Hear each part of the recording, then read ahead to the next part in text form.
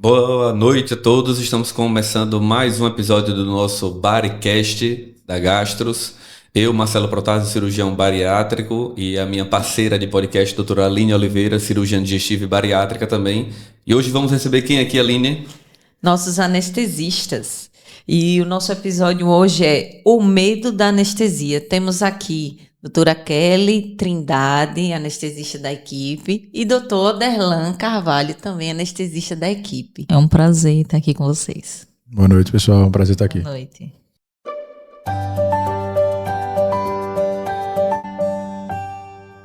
Então, acho que a gente deve começar pelo começo, né?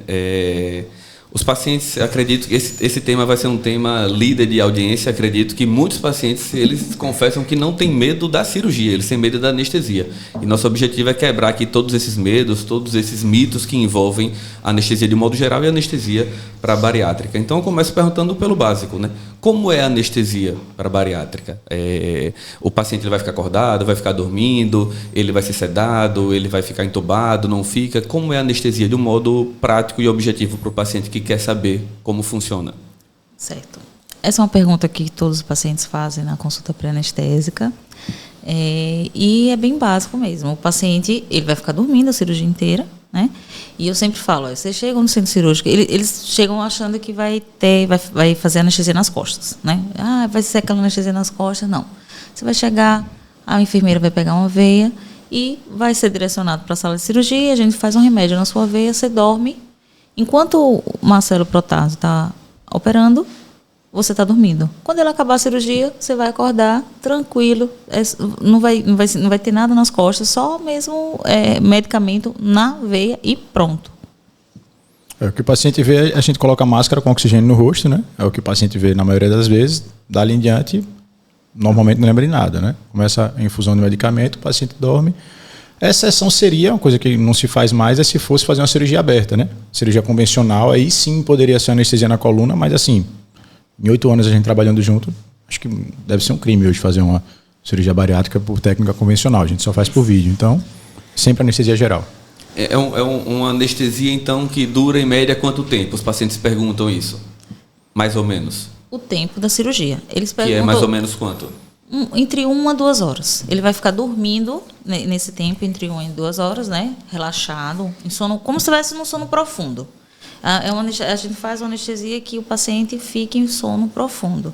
Aí eles perguntam, mas quando acaba a cirurgia, a gente demora muito a acordar? Não. Eles acordam imediatamente. Vocês terminaram o último ponto, a gente já está acordando o paciente. E fica um pouco. Às vezes, vai depender muito do paciente. Às vezes fica um pouquinho de ressaca. Outros acordam já, acordei, deixa eu dormir mais um pouquinho. Eu sempre brinco, né? Às vezes vocês vão querer dormir mais um pouquinho, porque é uma sensação boa, né? A anestesia. Hoje em dia as técnicas são muito mais modernas, não é como antes, que era aquela... O paciente ficava muito fadigado, acordava muito cansado da anestesia, porque as medicações antigamente não eram como a de hoje, né? A anestesia evoluiu muito nos últimos 20 anos. Então, não tem tanta ressaca e acorda muito rápido. Pode falar. Isso que ela falou aí da evolução das drogas, da anestesia, eu costumo comparar com o celular, né? O celular há 20 anos fazia o quê? Só mandava mensagem de texto, para botar a letra C você tinha que apertar o 2, 3 vezes. E hoje todo mundo tem um celular que é o computador e faz tudo. A mesma coisa aconteceu com o equipamento anestésico. Há equipamentos hoje que são mandatórios. Você não pode fazer anestesia geral sem determinados equipamentos que em 2000 você podia fazer, tranquilamente. E outra coisa assim, o paciente às vezes, em relação à duração da anestesia, né? O paciente às vezes tem a percepção que a gente faz a anestesia, dá um remédio na veia e a gente vai para casa. Né? Assim, a anestesia fica sendo infundida o tempo inteiro pela veia do paciente. Então, assim, ela falou 1 a 2 horas, mas que se durasse 10 horas, seriam 10 horas anestesiado, ele não iria acordar no meio. A gente fica o tempo inteiro do lado do paciente, né? Antes, durante e depois da anestesia. E aí vocês falaram que o paciente fica dormindo profundamente. E como é que ele respira? Existe algum dispositivo? Que assim, todos ficam com muito medo disso, né? Aí, anestesia geral, você é entubado? Como é isso?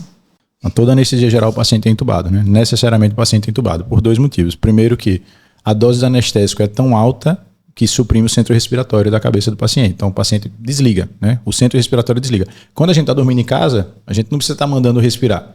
A gente tem um centro respiratório que faz a gente respirar sozinho. Na anestesia, esse centro respiratório também é desligado.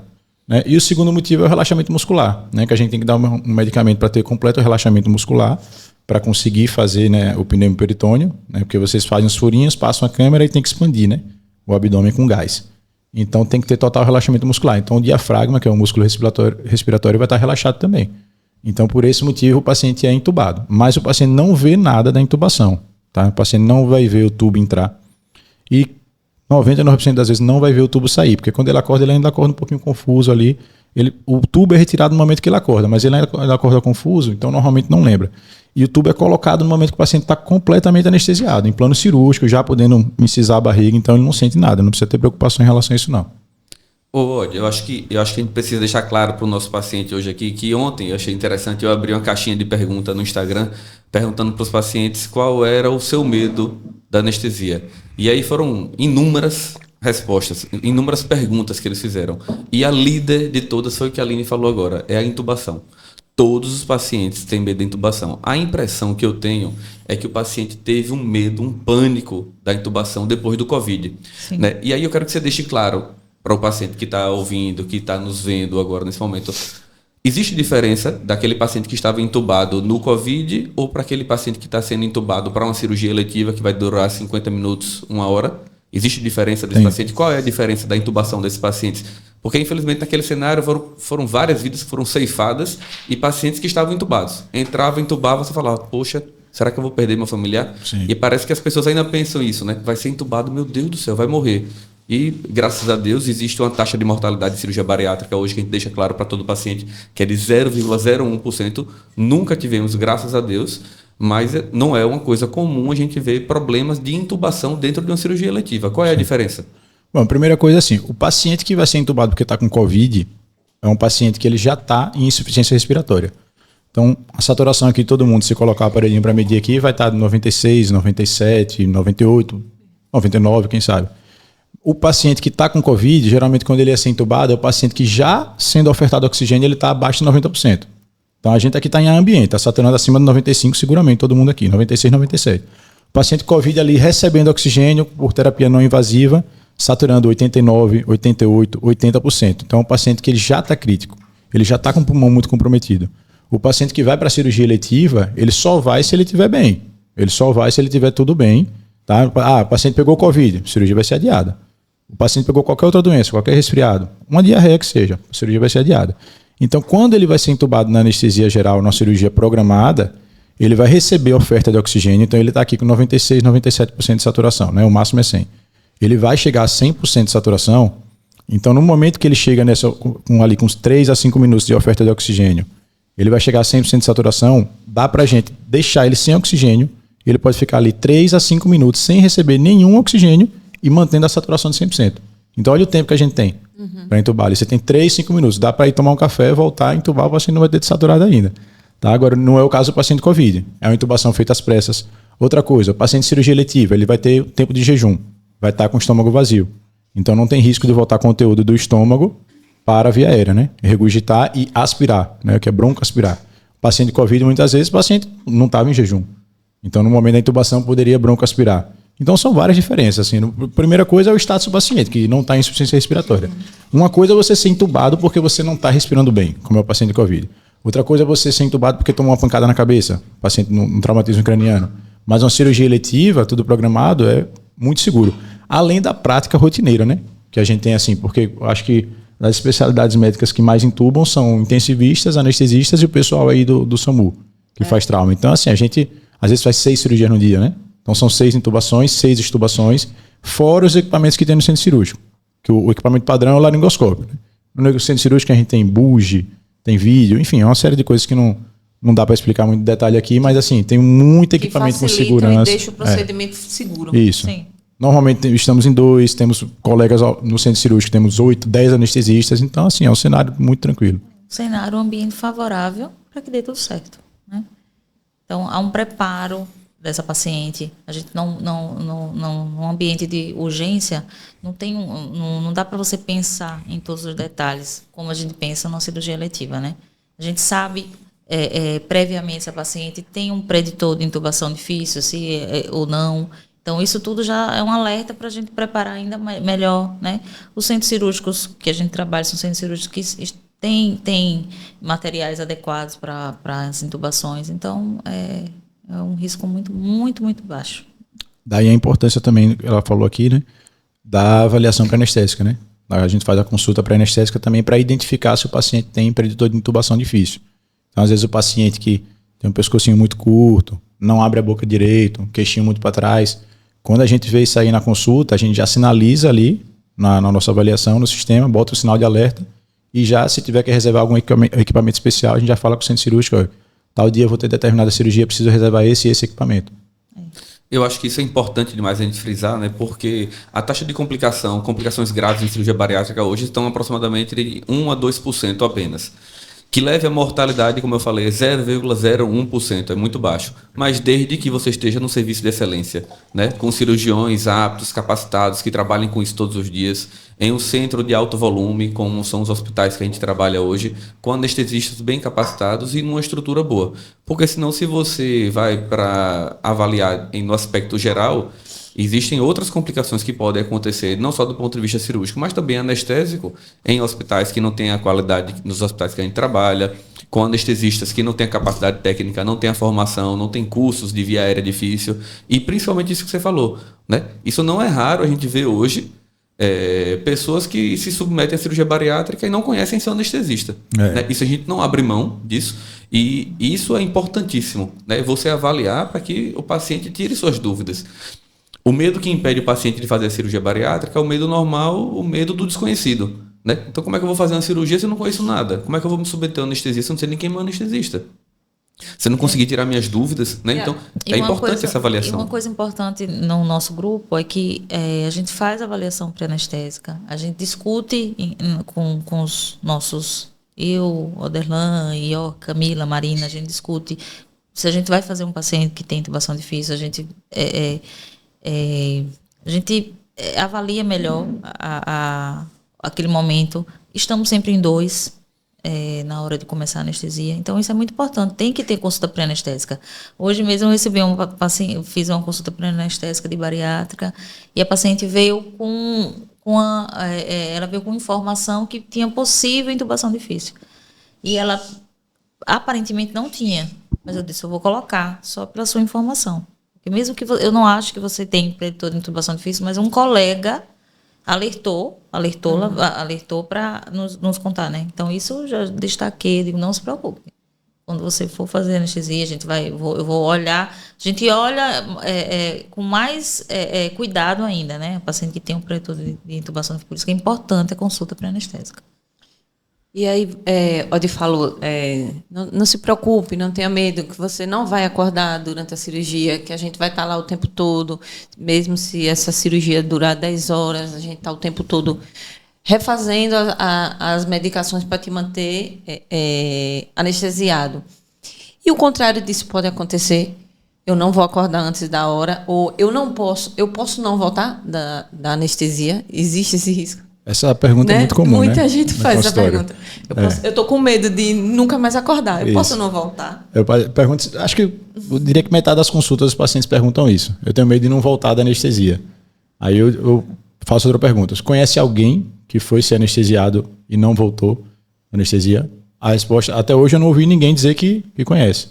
Tá? É sempre unânime. Não. Assim, já deve ter acontecido, mas a incidência do paciente dormir da anestesia e não acordar, eu acho que é mais provável ele dormir em casa e não acordar, principalmente o paciente obeso, né, que pode ter apneia do sono, do que o paciente da anestesia. Porque se ele por acaso dormir e tiver alguma complicação ali e não acordar, o monitor vai detectar, né? Qualquer alteração ali, um batimento, uma pressão alterada, uma arritmia, o monitor acusa em 1 segundo, né? Antes que tenha qualquer manifestação clínica que a gente possa visualizar, o monitor já está acusando.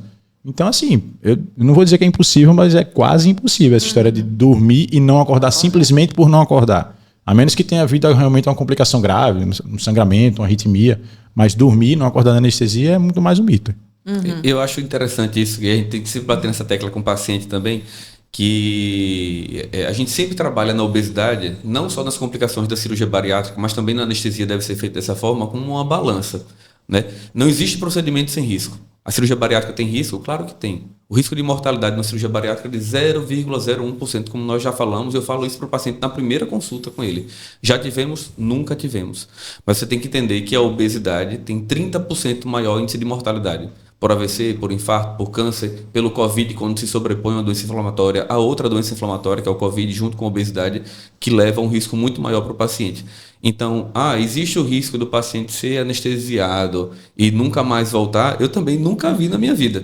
Nunca vi, né? Nunca ouvi. Talvez exista, talvez exista. Eu nunca vi, mas eu acho que o paciente tem que ter consciência de que, como nossa nutricionista fala, ser obeso é difícil, tomar remédio é difícil, fazer cirurgia bariátrica é difícil, muitas pessoas vão julgar, muitas pessoas vão ficar colocando notícia ruim, né? Porque notícia avião que cai que vira notícia, mas a gente tem que focar no que é bom e saber que o índice de complicação hoje, à luz da ciência, com tecnologia, com equipe capacitada, com hospital capacitado, o índice de complicação é muito baixo.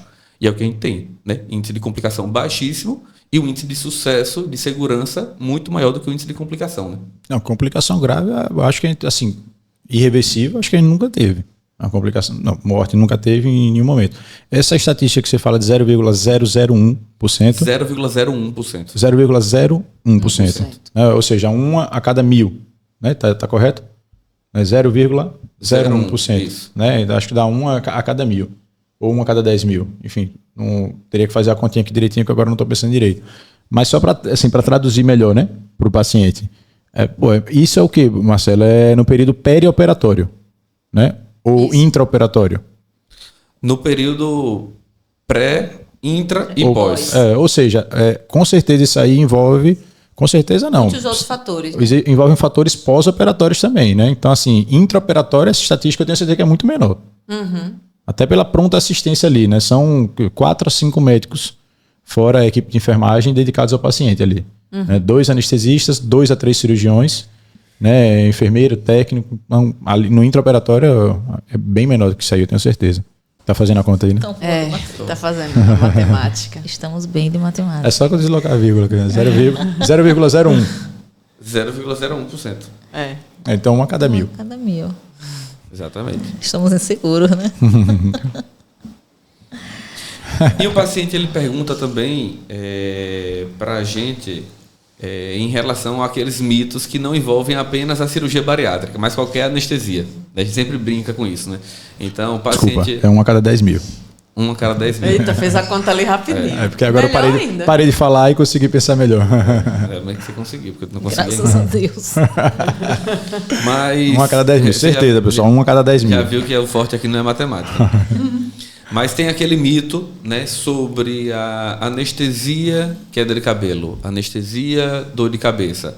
Aí o paciente faz uma cirurgia bariátrica, 3 meses depois ele começa a ter queda de cabelo, que pode acontecer pelo processo da perda de peso, ou então ele 4 meses depois está resfriado, tem uma dor de cabeça, e aí a vizinha dele disse que isso daí é por conta da anestesia que ela fez. Existem realmente complicações a longo prazo tardias da anestesia? Dor de cabeça, enxaqueca, queda de cabelo, existe isso realmente ou não? Não. É um mito, isso não existe. Eu posso dar, a resposta é bem simples, porque não existe. Não tem nenhuma explicação científica, não tem nada que eu possa. O pessoal bota a conta na anestesia, né? Mas assim, qualquer evento de estresse, você pode ter queda de cabelo. Uhum. Então, o procedimento cirúrgico anestésico é um evento estressante, né, para o corpo da gente. Só que assim, a anestesia, por exemplo, a gente não faz o que a gente tem aqui, mas a gente sabe que se faz anestesia para transplante, por exemplo. O que é que eu quero dizer? Você anestesia o cadáver. Tá? Então, o paciente com morte cefálica que vai ser doador de órgãos, você anestesia o cadáver. Onde é que eu quero chegar? Por que você anestesia o cadáver? Porque se você fosse retirar os órgãos do doador, né, do defunto ali doador, sem fazer anestesia, você ia ter um nível de estresse hormonal tão grande que você iria danificar os órgãos. Uhum. Então, por que faz anestesia? Para diminuir esse estresse. Então, supondo que fosse possível fazer uma cirurgia sem anestesia, essa queda de cabelo seria muito maior. Então, a anestesia diminui isso aí. Agora, o procedimento cirúrgico como um todo pode causar isso aí, mas com certeza não é da anestesia. E a mais nova que eu ouvi em relação a isso, a culpa da anestesia, né? Um paciente com 6 meses de operado e disse que estava constipado. Assim, doutora, mas eu tenho certeza que é da anestesia. 6 meses depois. 6 meses, eu não. Dor nas não costas. Dor nas costas para cabeça. sempre. E já chegou também perguntando, tu com a dor nas costas é da anestesia? Eu, não, mas você não recebeu anestesia nas costas.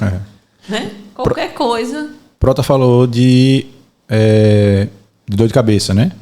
A dor de cabeça relacionada à anestesia pode acontecer na raquianestesia, que é uma das técnicas que a gente faz de punção espinhal. Mas não é a técnica que se faz para cirurgia bariátrica.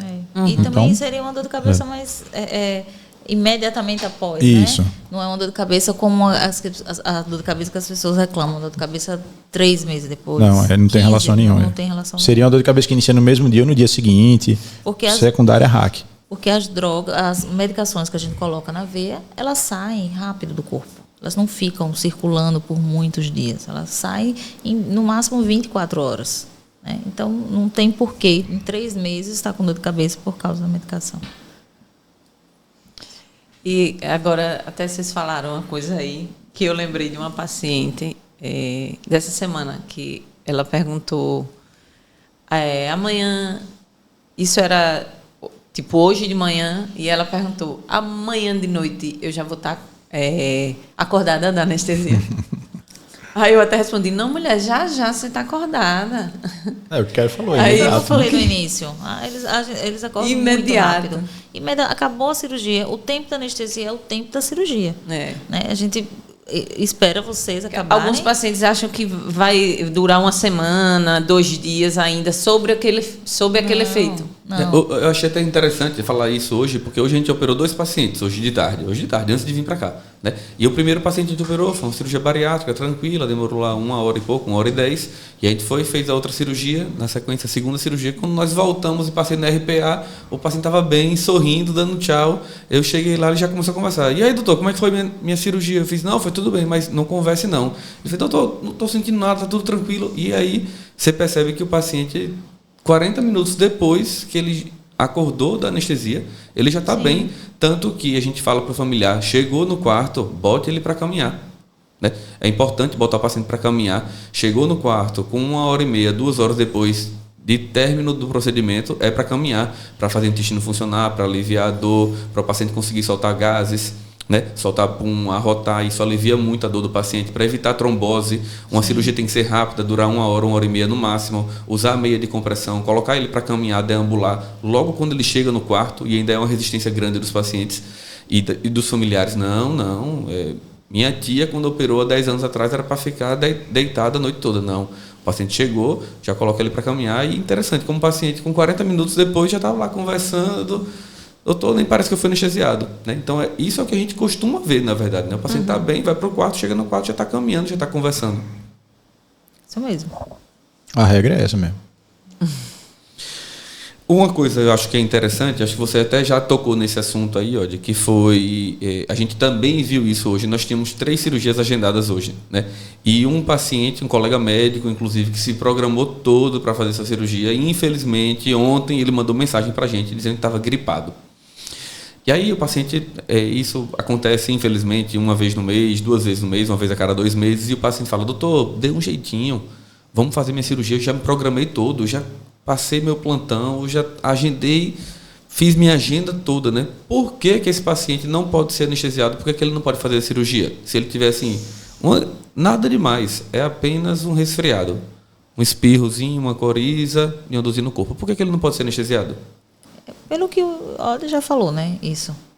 É uma cirurgia eletiva, o paciente precisa estar 100%. Então, a gente não vai fazer uma anestesia em um paciente que tem uma inflamação, que pode causar inflamação no pulmão, né? Inflamação de via aérea superior. Então, a gente quer aquele paciente saudável, sem nenhuma comorbidade, nenhuma infecção aguda, né? Então, teve, estou corizando. Às vezes pode ser até uma rinite alérgica, né? Tem paciente que sabe que tem rinite alérgica e diz, eu só estou com rinite, tá? Então vamos tomar. A gente passa remédio para ele não chegar lá em crise de rinite alérgica. Mas estou corizando, tive febre, ou dor de barriga, ou sei lá, qualquer infecção aguda. Então, qualquer infecção aguda que o paciente vê, comecei a espirrar hoje e estou com um corpo um pouquinho dolorido, mas estou bem. Não, esse paciente, todos esses sintomas que eu falei, a gente tem que cancelar. tem que adiar a cirurgia porque a gente quer esse paciente 100%. O mais seguro. O mais seguro, porque quando a gente vai entubar o paciente, né? Então, aquele pulmão vai ficar sob o nosso controle naquele momento da cirurgia, aquelas 2 horinhas. Mesmo, é pouco tempo. Mesmo pouco tempo, é um pulmão que está sob o nosso controle e ele inflamado é mais difícil da gente ventilar. Às vezes é um paciente que vai ser difícil da gente extubar, né? Então, a gente quer ele 100% saudável. E se eu tiver alergia Então, a algum medicamento, eu vou poder ser anestesiada? Claro, sim. E se a alergia for alguma medicação de dor? Eu vou sentir dor durante e depois? Não, porque da anestesia? existe uma variedade de medicações para dor, né? Então, às vezes, pensando em uma paciente que é multialérgica, né? Esse paciente multialérgico, graças a Deus, eles não são alérgicos a todos os analgésicos, né? Todos os medicamentos de dor. Então, a gente vai direcionar aquele paciente para se tratar a dor dele com um medicamento que ele não tem alergia. E temos inúmeros medicamentos, né? Então, ela não vai sentir dor. Nem durante e nem depois, né? Paciente que é multialérgico, assim, às vezes é comum, né? Não é raro, não. O paciente ser alérgico a dipirona, anti-inflamatório, às vezes até a paracetamol. Mas no centro cirúrgico nós temos, como ela falou aí, vários medicamentos, inclusive, que só existem no hospital. Ou pelo menos com receita controlada para pegar em casa. Então a gente tem lidocaína, ketamina, Precedex. Vou falar os nomes aqui, os pacientes não fazem nem ideia do que é, mas enfim, fentanil, metadona, nalbufina. Então, assim, são muitos medicamentos que a gente tem para compensar isso aí. É claro que o paciente que não tem alergia nenhuma, a gente fica bem mais tranquilo porque tem muito mais opção, né? A gente pode fazer dipirona, pode fazer anti-inflamatório, pode fazer dexametasona. A gente perde um pouquinho desse controle, assim, dessa gama vasta aí quando ele tem muita restrição. Mas nada que a gente não consiga resolver com outros medicamentos. A gente já pegou. Sidão, teve crise aqui, pode chamar de Sidão aqui, não? A gente já pegou até um paciente que tinha múltiplas alergias, alergia de pirona, e não é comum isso acontecer. É comum ter alergia, como o Mori falou, alergia de pirona e anti-inflamatório. Mas a gente já operou, acho que uns 3 pacientes, acredito, que tinham alergia a dipirona, anti-inflamatório e paracetamol. Né? E aí eu ainda pensei, caramba, esse paciente vai sofrer com dor, viu? Ainda pensei, poxa, tadinha, tão novinha, acho que ela vai sentir dor, né? E aí eu não sei qual é a mágica que vocês fazem dessas medicações todas aí que vocês falaram agora o nome, eu não sei exatamente. Mas aí o paciente no pós-operatório, no outro dia eu passei visita no paciente sorrindo. Né? Doutor, tudo bem, estou tranquila. Né? Então, assim, é possível sim fazer a anestesia, fazer a cirurgia desse paciente com múltiplas alergias, né? E mesmo ele tendo alergia de pirona, anti-inflamatório, eu acho que uma coisa muito interessante que eu falo para todos os pacientes, isso é bem legal para quem está ouvindo a gente, que não tem nada a ver exatamente com anestesia propriamente dita, e talvez não sei se existe algum estudo científico para comprovar isso, mas aquele paciente que chega no consultório, good vibes total, que chega alegre, animado, só elogiando a equipe, dizendo que está empolgado, com uma vida nova, eu estou empolgado. Ele chega no centro cirúrgico, ele contagia todo mundo. A gente pegou uma paciente na semana passada que foi operar e antes de começar a cirurgia ela pegou na mão de todo mundo e fez uma oração. Que coisa bonita, né? Chamou todo mundo, fez rezar um Pai Nosso, rezou um Pai Nosso. Eu entrego agora a minha vida nas mãos de vocês e de Deus. E a cirurgia, impressionante, uma cirurgia de 45 minutos, 50 minutos, sem nenhuma intercorrência. Uma cirurgia lisa, como a gente fala. E o paciente no outro dia está bem, sorriso de orelha a orelha, não acontece nada, absolutamente nada com esse paciente.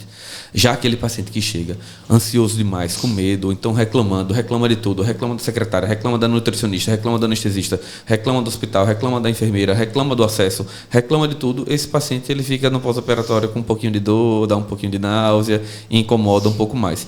Então, eu confesso que eu não sei se existe um trabalho científico que mostre isso, mas a impressão que eu tenho é que o paciente good vibes, ele não sofre na cirurgia. Parece que tudo, a energia conspira para que tudo dê certo para ele, né? Eu acho que se existe um trabalho aí espiritual. Bom, trabalho eu nunca li, né? Fisiologicamente a gente pode pensar o quê? Que o paciente mais estressado vai ter maior liberação de cortisol, né? Vai estar com o corticóide lá em cima e aí receptor de dor e tal, e ele tem uma chance maior. Nunca li nenhum trabalho, deve ter sobre isso aí, mas poderia ter essa explicação.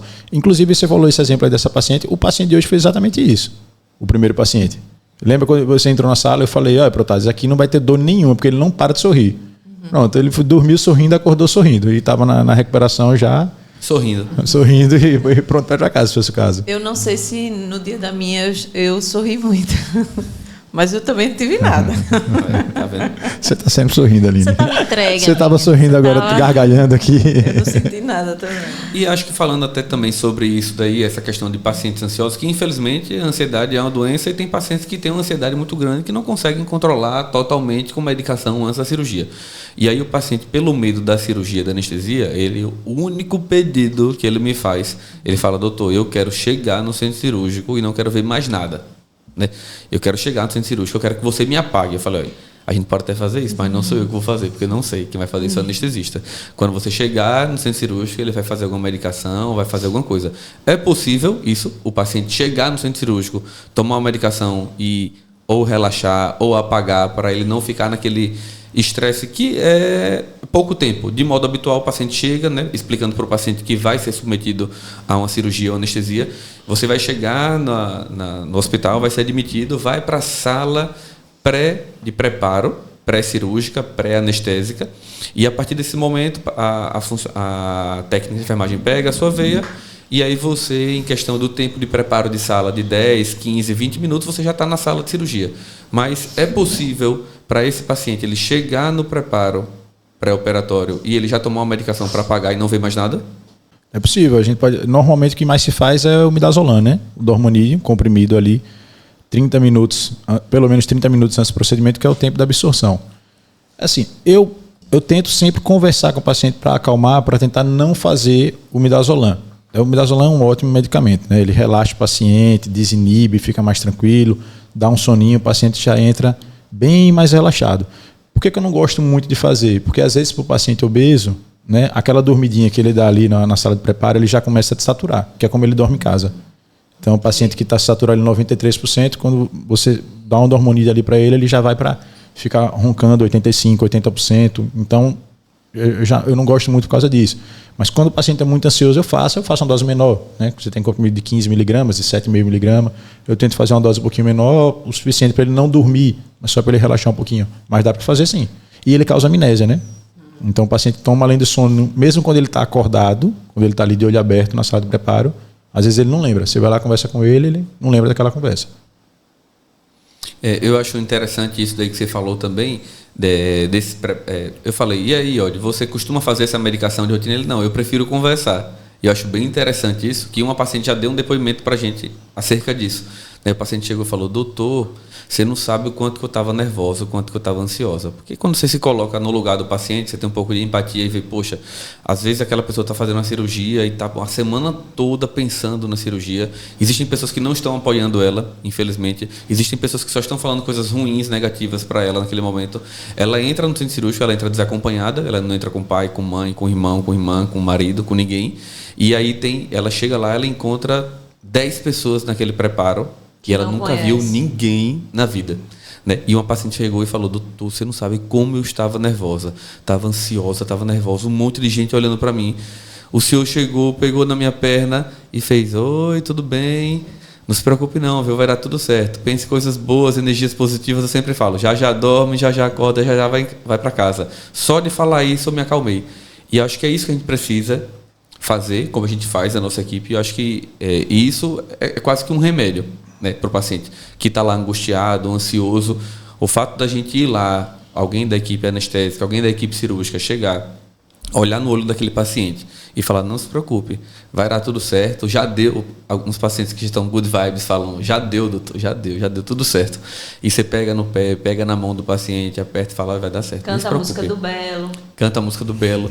E você vai ver que vai dar tudo certo. Né? E aí o paciente fica bem pra caramba e o resultado é totalmente diferenciado daquele paciente que chega ansioso e que não viu ninguém. Né? Isso eu acho que é um diferencial realmente. Eles falam mesmo. Ontem eu ouvi isso de uma paciente. Ela falou que chegou nervosa na sala e quando a gente chegou, brincou, conversou com ela, ela relaxou e se sentiu mais confiante. Então, é importante. Além do vínculo que a gente faz, né? Vai aumentando ainda mais o vínculo com o paciente. Outra pergunta também que os pacientes fazem, inclusive um me fez nessa caixinha de pergunta aí no Instagram, foi em relação à necessidade de suspensão de medicação, né? E aí não dá para vocês falarem todas as medicações aqui, mas as medicações campeãs que nossos pacientes usam, né? Remédio de pressão, doutor, é para eu tomar ou não é para eu tomar? O remédio do diabetes, que muitos tomam, Xigdu, metformina, Glifage, é para eu tomar ou para eu não tomar? AS, é para eu tomar ou para eu não tomar? E as canetinhas emagrecedoras que muitos pacientes utilizam, Saxenda, Victoza, Ozempic, eu tomo ou não tomo? É claro que a gente deixa claro para o paciente que isso daqui não substitui nenhuma avaliação pré-anestésica, você vai passar na consulta com o nosso anestesista, ele vai explicar tudo isso. Mas essas medicações, antihipertensivo, hipoglicemiante para diabetes, remédio para emagrecer, Saxenda, Victoza, Ozempic, e o AS, ele suspende, mantém? Como é que vocês orientam isso para o paciente? Bom, isso é na consulta pré-anestésica, a gente conversa, viu? Ninguém deixa de marcar consulta pré-anestésica por causa do podcast. Mas o remédio da pressão, ele sempre é mantido, certo? Então, na nossa fichinha a gente sempre coloca lá mantê-los. E o da diabetes, né? Da diabetes vai depender do medicamento. Alguns a gente suspende com 24 horas, outros a gente suspende com 48 horas. Normalmente essa regra, 24, 48 horas, dependendo do medicamento. Se o paciente usa insulina, a gente diminui 50% da dose, às vezes até diminui menos ou mantém, a depender do... Tudo vai depender da quantidade que o paciente usa, da dependência que o paciente tem dessa medicação. AS. O AS a gente suspende a critério do cirurgião, né? Normalmente a gente pega muito pouco paciente, né, que usa AS. Porque é mais paciente que usa AS é paciente acima de 50, 60 anos, né? Exatamente, não é o nosso público.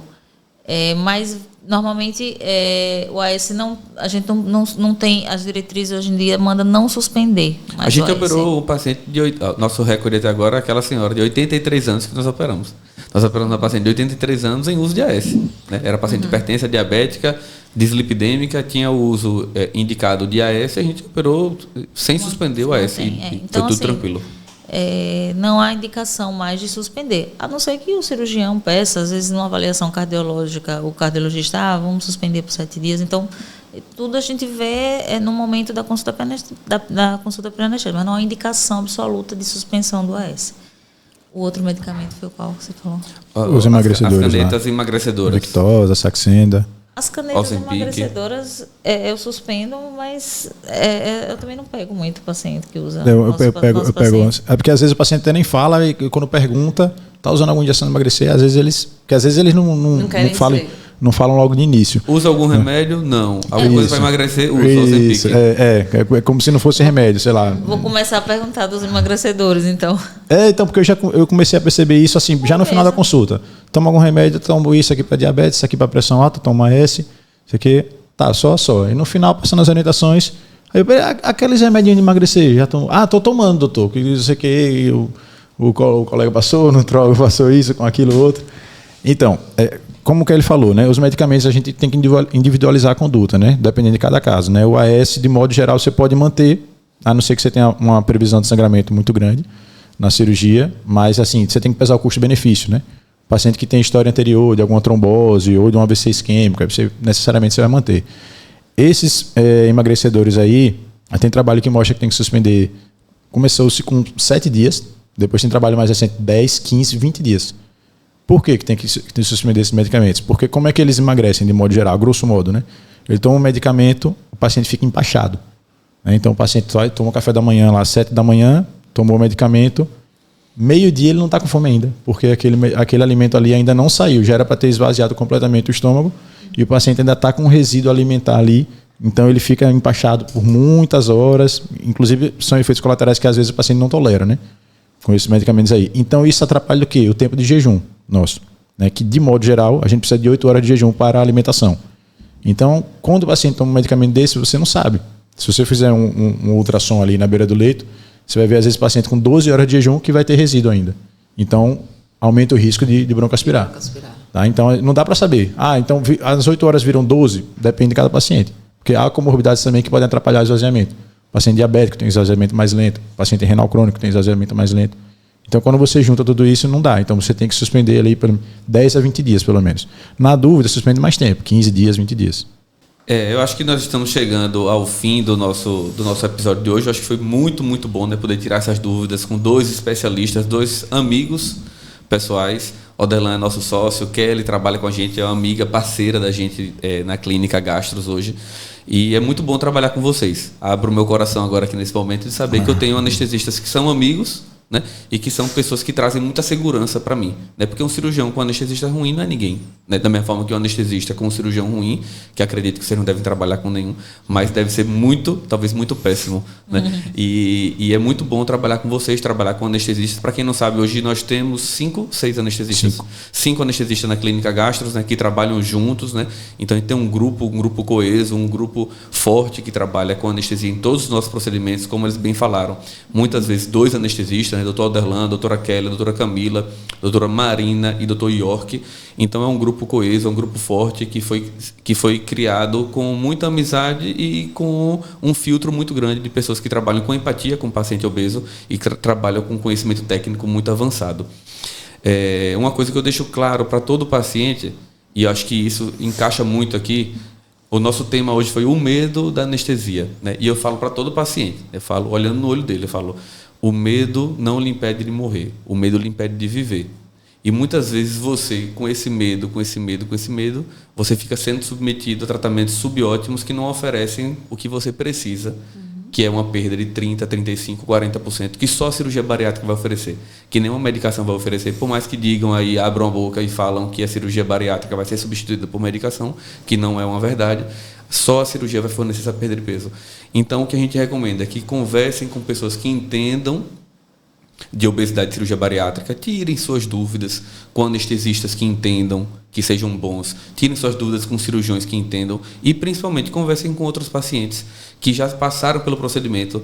E vocês vão ver quantos pacientes que foram submetidos à anestesia e nunca mais voltaram. Quantos pacientes que submeteram à anestesia e morreram. Quantos pacientes que submeteram à anestesia e aconteceu alguma complicação grave? Eu não conheço nenhum desses em nosso serviço. Mas quantos pacientes que submeteram à anestesia e acordaram e falaram: doutor, parecia um cochilo. Eu acordei bem, eu acordei tranquilo, acordei conversando, com 1h30 depois estava bem, estava caminhando no quarto. Muitos operam de manhã, de noite querem ir para casa. A gente não faz isso, mas muitos pedem para ir embora. Então, o medo não impede o paciente de morrer, o medo impede o paciente de viver, né? Então a gente precisa estimular com que o paciente entenda cada vez mais dos riscos e benefícios, que a gente sempre trabalha muito claro isso, a balança dos benefícios e dos riscos da obesidade e da cirurgia bariátrica. Eu acho que, para encerrar, eu acho que você, Odd e Kelly, nas suas considerações finais aí de 1 minuto, mais uma vez, o paciente está com medo da anestesia. O que é que você fala para esse paciente? Doutor, passei tudo, você me explicou um monte de coisa, me deu um monte de papel, eu estou ansioso aqui, não prestei atenção em quase nada. Me diga em 1 minuto aí, me console para eu não ter medo da anestesia. O que é que você falaria para esse paciente? Bom, muito do medo da anestesia, eu acho que vem, como o Kelly falou logo no começo, que é a evolução dos equipamentos e das drogas anestésicas, é algo muito recente, algo de 20 anos para cá. Então, lá atrás, você tinha muita complicação, porque você não tinha aparelhagem adequada, você tinha droga ruim. Tá? E, por exemplo, a consulta pré-anestésica só passou a ser obrigatória por lei em 2006. 2006 para cá, não tem nem 20 anos. Então, era comum o paciente chegar e conhecer o anestesista ali na hora. Não sabia a técnica anestésica, não tinha oportunidade de tirar dúvida, de perguntar nada, suspensão de medicamento. Então, assim, fiquem tranquilos, é muito seguro o procedimento anestésico. Tá? Eu costumo comparar com um avião, o Marcelo até falou aí, né? Então, o avião, quando um avião cai, vira notícia. Mas quantos milhares de voos acontecem no mundo todos os dias? Eu acho que não cai um avião por ano no mundo, pelo menos avião comercial. Tá? Então, assim, é muito seguro. Marque sua consulta. Tira as dúvidas anestésicas todas na consulta que tiver. O que surgir depois também, manda mensagem para a gente. Manda mensagem para a secretária. Se for o caso, pega o telefone da gente. Pode tirar dúvida a qualquer momento. Às vezes o paciente, como você falou, está ansioso na véspera, esquece completamente o tempo de jejum. Manda mensagem, a gente tira, está ali para esclarecer. Tá? Então, assim, então, tudo muito evoluído. A anestesia hoje é muito seguro. Podem ficar tranquilos. É muito mito isso aí. Vai dormir, não vai acordar. Não acontece. Esqueçam isso aí. Nem vai acordar no meio do procedimento. Tá? É coisa de filme também.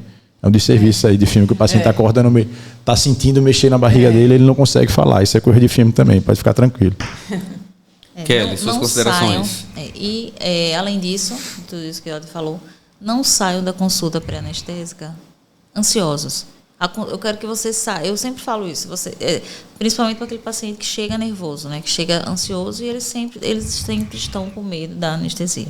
Né? Você olha nos olhos, você sabe que ele está com medo da anestesia. Então eu falo, essa consulta tirou sua atenção? Você está aliviado? Você tirou seu medo?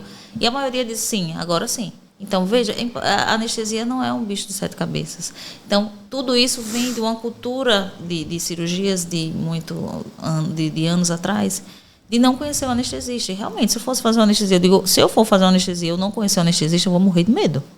Se eu chegar numa cirurgia e eu vou, tudo bem, meu nome é Kelly. Na hora da cirurgia? Na hora da cirurgia, isso não tem como não ficar com medo. Eu vou ficar com medo. Naturalmente, se eu for fazer qualquer cirurgia, eu conhecendo o anestesista é normal. Eu falo, o medo é normal, né? Mas quando você sabe o que espera você pode até ter medo, que é um medo natural, mas você está seguro. O mais importante é você ter segurança e confiança na equipe cirúrgica, na equipe de anestesia. Então, por isso que é importante nos conhecermos. Ou seja, 30 dias antes, às vezes o plano não autorizou ainda, mas eu queria fazer a consulta logo, porque eu estou ansiosa. Pode vir fazer a consulta. Né? Então, tirar dúvida com a gente por telefone. Sempre falo, qualquer dúvida, fale com a secretária, pegue nosso telefone. Não fique com dúvida. Não fique com dúvida. Não saia daqui com... Mas, às vezes, ele está tão ansioso na hora da consulta que esquece alguma coisa. Esquece de perguntar. Eu digo, eu anoto, coloco o marca-texto e ainda digo, pegue meu telefone, qualquer dúvida, antes de você ir para o centro cirúrgico, tira com a gente. Não quero que você fique com dúvida em relação à anestesia. Então, é isso. Não há tabu. Né? Tudo isso que a gente falou aqui durante o podcast. Então, acho que foi bem esclarecido. Não fique com dúvida na anestesia, tire na hora, e qualquer dúvida, fale com a gente. É isso. É muito, muito, muito seguro. Antes de Aline dar as considerações finais, vou pedir para a doutora Aline Oliveira desconectar de Aline pessoa, Aline paciente, e me diga, Aline, quem foi seu anestesista e como foi a sua anestesia? Para quem não sabe, a Aline é operada, fez uma gastrectomia vertical, um sleeve há 1 ano e pouquinho, tinha 110 quilos, hoje estamos com 76 quilos. E me conte aí, Aline Oliveira, não doutora Aline, como foi a sua anestesia de forma resumida, antes da gente fazer as considerações finais do podcast? Para desconectar, viu? Vamos lá. Só para dizer para vocês que não tenham medo da anestesia. Eu fui anestesiada por eles dois, doutora Kelly, doutor Derlan, no dia da minha cirurgia bariátrica. E como o Odi falou, eu cheguei lá, fiquei super tranquila, eles me acalmaram, além de eu já conhecer e confiar muito neles e na equipe, no cirurgião, lógico. E eu me senti muito segura. E como o Odi falou, você só lembra até o momento que está com a máscara no seu rosto, e depois você dorme. Minha cirurgia acho que demorou 40 minutos, 50 no máximo. E a sensação que eu tive foi que eu dormi 2 minutos, né, que é muito rápido, eu não senti nada, eu não acordei durante a cirurgia, não acorda, é filme, como o Odi falou, como Kelly falou, e eu acordei sem dor. Rindo. Sorrindo. Para variar. Acordei sem dor, não senti nada. E o tempo que eu fiquei lá no hospital também, não senti dor e fui para casa sem sentir dor. Então, assim, foi tudo muito fantástico. Aline, paciente... Para a Aline, paciente, encerra. E agora é a doutora Aline encerrando esse maravilhoso episódio do nosso Baricast hoje. Queria agradecer aqui a Kelly, ao Derlan, pela presença especial aqui com a gente, né? Tirando essas dúvidas que vários pacientes perguntam antes da cirurgia. A gente vê no grupo lá do WhatsApp, essa semana estavam perguntando sobre intubação. Depois da cirurgia, os medos, queda de cabelo, dor, isso e aquilo. Então, hoje serviu para a gente quebrar um pouco desses tabus, dizer que muita coisa é mito. E, assim, como eles dois disseram, como o Marcelo Protásio disse, esse podcast não substitui a consulta pré-anestésica, viu, gente? Vocês têm que ir para a consulta. Mesmo porque sem essa consulta a gente não opera. Exatamente. Tá bom? Agradecer a presença de vocês dois. Agradecer mais um episódio, né? juntos e boa noite. E não percam o nosso próximo episódio. A Aline, que é a nossa parte blogueira do podcast, não falou. Assine. Ative o sininho. Assine. Deixa registrado aí. E compartilhe. Compartilhe para quem você acha que é importante, que quer tirar suas dúvidas em relação à anestesia. E não perca o nosso próximo episódio, que vai ser em relação à importância da avaliação endocrinológica, né? Quando a gente tem um sucesso, quando junta endocrinologista e o cirurgião bariátrico trabalhando juntos com um só objetivo, que é a saúde e qualidade de vida do paciente obeso. Então não percam. Muito obrigado mais uma vez pela audiência e pelos nossos convidados hoje. E se você tem algum amigo que vai fazer cirurgia bariátrica e tem dúvidas sobre anestesia, lembre de enviar esse episódio para ele.